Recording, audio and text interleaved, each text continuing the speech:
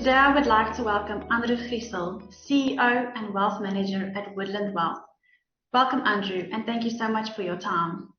Hi, Madeleine. It's nice to chat to you. Andrew, there's a recent article doing the rounds written by Mr. Magnus Haystack on how to invest for the possibility of a failed state. Now, in this specific article, Mr. Magnus Haystack highlighted a few points, and I'd like to get your input and perspectives on some of the matters that he has shared.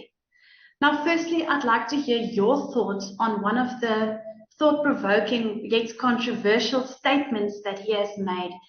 And this was the fact that he suggested selling residential and listed properties, except for properties in the Western Cape. What exactly are your perspectives on the recommendation that he has made? Hi, Madeleine. Yeah, thanks. I think, if you'll excuse me, I'm just going to quickly, I'm going to stand still predominantly with residential property, because actually very few people hold commercial property to a large extent. But everybody owns a property. So when you read this, especially if you're living in the northern parts of the country, it's important that you sort of understand if that is good advice or not. So, you know, at Woodland, we very much an evidence-based business. So typically, you know, there's always a narrative, but typically we want to look at the facts and then ask ourselves, but is that the truth? So if you look at this specific piece of advice, I just took a client of mine that lives in somewhere in the northern Transvaal, the old northern Transvaal, or Gauteng these days. And I looked at his house, the value of his house, if he should sell it today and rent it back from whoever he sold it to, because obviously he doesn't necessarily want to immigrate yet. He wants to stay in his house. But he wants to follow this advice that you need to sell the property, because property valuations are just going to keep going down, as Mr. Haystack suggests. Now, if he did this, he would be able to sell his house for somewhere in the region of 2.75 million rand.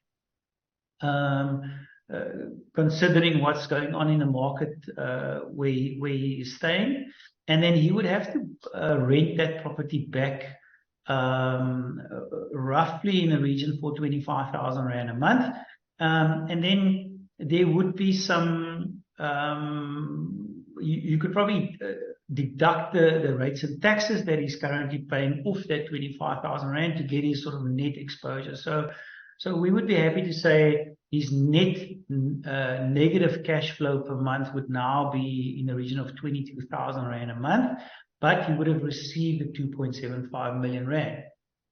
Now, if we assume he invested 2.75 million rand at a rate of about 2% above inflation, a net rate of about 2% above inflation, that money that's in that investment account, it has to pay for his rent that escalates every year, would last only 117 months or slightly less than 10 years.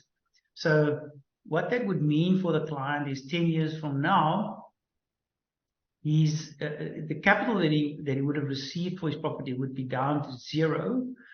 And he would either have to keep renting, and at that stage, the 25,000 rand would be in the region of 47,000 rand a month that he would have to pay additional every month, that he wouldn't have to pay if he still owned the property, or he would have to buy the property again. And at that point, even if I just use normal inflation at 4.7 million rand roughly.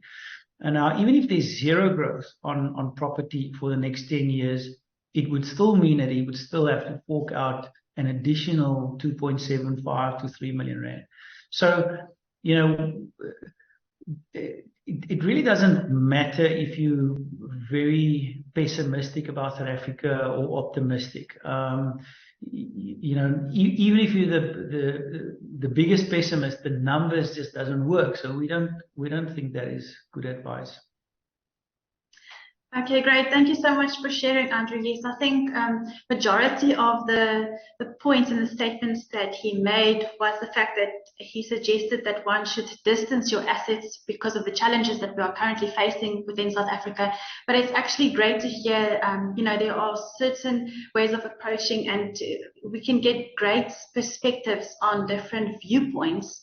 And I look forward to chatting to you in the next series, where we will delve a bit deeper into some of the other thought-provoking statements that he has made, in order to get your perspectives and viewpoints on that specifically as well. Now, thanks, Marlene. I look forward to it. Me too. And for those of you in the meantime who would like to get connected with Andrew or find out more, you're more than welcome to follow him on LinkedIn or visit the Woodland Wealth website. Thank you so much for your time. Thank you, Marlene.